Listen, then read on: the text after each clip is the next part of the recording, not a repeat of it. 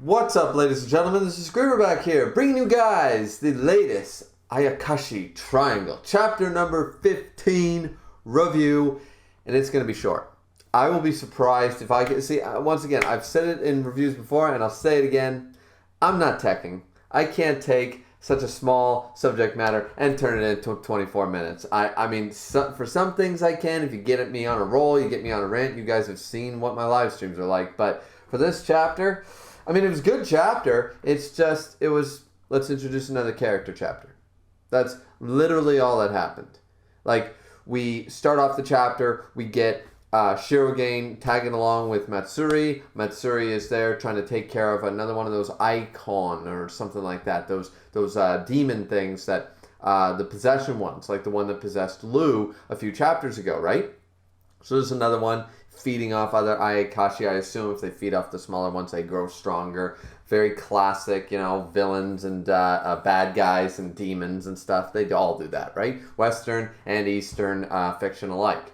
So that being said, they were just attacking it and stuff, and then they're like, all right, time to change it to my ninja gear. Hua, hua, hua, hua, hua. And it was like, oh, exposure. Ichi, let's do this, So for some reason, Matsuri's ninja gear was all like torn up and was like half. Though I found it funny because he says or she says, how am I supposed to fight like this? And then they just jump away. So apparently they did still get rid of the demon and stuff like that. And it's clear that just because he doesn't have his ninja gear on and stuff, Shirogane, oh, shameless, sort of idea, that type of thing. He doesn't say shameless as much as he used to, but every time he has that, like, reaction, like the blushing and the whole, like, where's your modesty? Where's your, that kind of attitude? I always like to just, give him the tagline, shameless. So, yeah, the first couple of pages is about that. We jump away, so I assume it was handled, but for some reason Matsuri seemed to like, oh, I can't fight like this. Now, don't get me wrong. If I was wearing this t-shirt, right, and it was all ripped up, and then I had like a sleeve down here, and like I only had one shoe on and shit, like I could understand why it would be a little awkward to be at full fighting, form sort of idea, right? I can understand that. I really can. But it seemed like it was going to be a legitimate problem, like he wasn't going to be able to use his jutsu or something like that. But then they just jump away, and we assume that took care of it. So, I mean, low-level thing like that, I'm sure he just used another one of his wind jutsu shuriken things or the flower thing, and it was all good, the pinwheel, whatever. So then he talks to Ninokuru, and he says basically like, I'm not going to the store or whatever, I don't really care, but the city is becoming like Ayakashi are showing up a lot more frequently now and that kind of deal.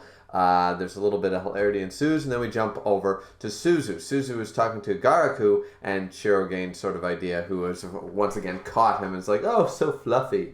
And Shirogane also, we get nothing more on that plot, on that under the tone of every chapter sort of plot idea. So, unfortunately, right? But they talk about it. Basically, she's folding paper cranes and she's trying to, bring them to life and make them fly and stuff. And it's really becoming difficult. It reminded me a lot of like Bleach, Yu Yu Hakusho, Shaman King, the ones where, they have to like focus and concentrate their spirit and their energy and that kind of stuff, right? Or whatever power system they're using to be able to make things happen, to, utilize their power in full. Right? And masters can, of course, do, you can summon, like, one spirit, I can summon 100, that. So, anyway, the idea is that as she folds the paper crane, she's concentrating.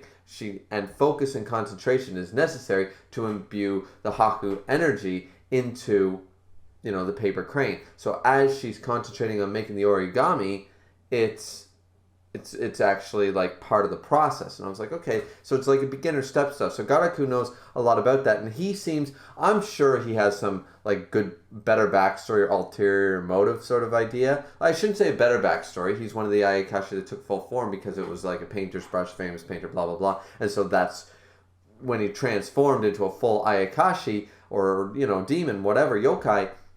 When that happened, he basically still took on the personality. It's not like, okay, once he gets powerful enough, he's different from what he was. It doesn't change the core values. So he just wants to, as he points out to Shirogane. He goes, the reason I'm helping her is like I want to see, like that's a sight no one's ever seen. I want to see her, an Ayakashi medium in Ayakashi god form, or a full-fledged and powerful Ayakashi. Her at her maximum power will be something I can't wait to draw or paint. So it's innocent enough. It makes sense. I'm sure he's got better reasons. Once again, he's reminding me very much Kisuke's sort of character, right?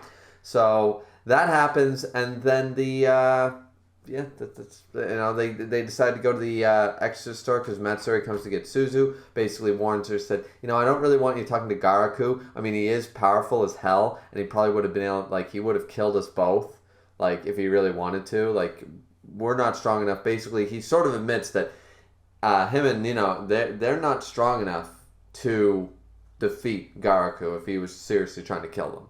So by the sounds of it, anyways, that's sort of what he implies, and I'm with that too, because even Shirogane's like, this dude. They all say like the association doesn't actually actively go after this guy because they know it's a problem, and it's just kind of like he's not doing anything.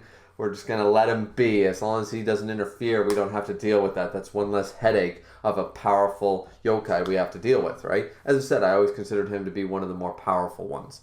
And I'm sure he still is.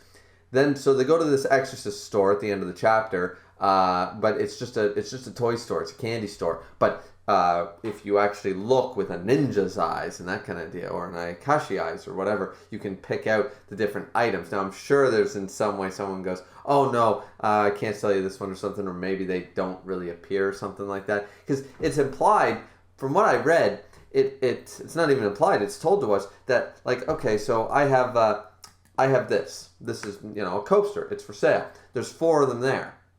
This one is actually not a coaster. The 4th one down the line, this is actually a ninja scroll, a jutsu or something, right? Or a throwing star, or whatever, what have you, right?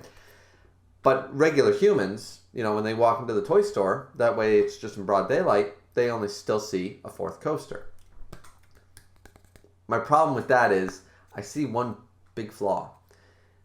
When I go to the store, I don't necessarily pick the one from the left every time. I grab one from the middle. Sometimes my wife likes to do that thing where she's like, she'll grab like a bag of chips 3 bags back because she thinks like everyone's like crushed the bag in front or something like that. She does that sort of shit. She won't grab the first towel. She'll grab the towel underneath. That's what she does. So, and I know a lot of people do that kind of stuff, whether, for a number of reasons. So, same with this.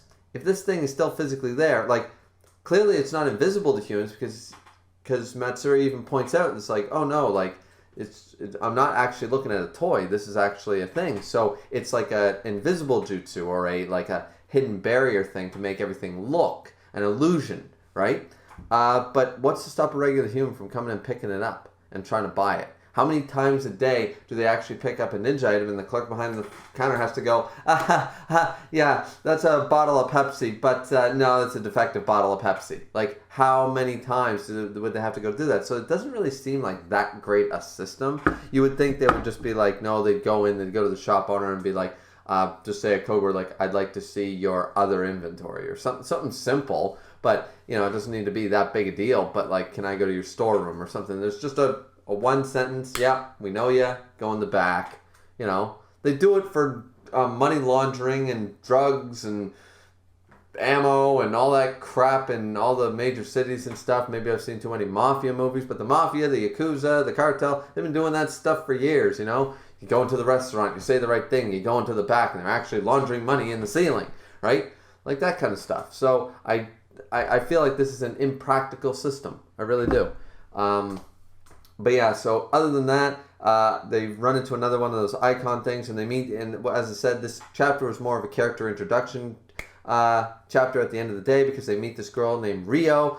She's got funky looking eyes, and anyway, interesting character design, sort of reminds me of like something from like Dark Cloud or Kingdom Hearts or that kind of thing, sort of idea. A little Final Fantasy-esque maybe. Definitely got that new feel. Maybe I don't know what it is, but it just feels that way.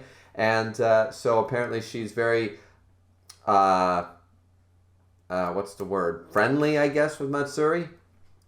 She knows about him. They're friends or something like that. Because they introduce them, like, this is my friend Suzu, blah, blah, blah. Ah, you're the Ayakashi medium. Doesn't seem to be surprised that Matsuri is in a girl form, so I guess news has traveled fast.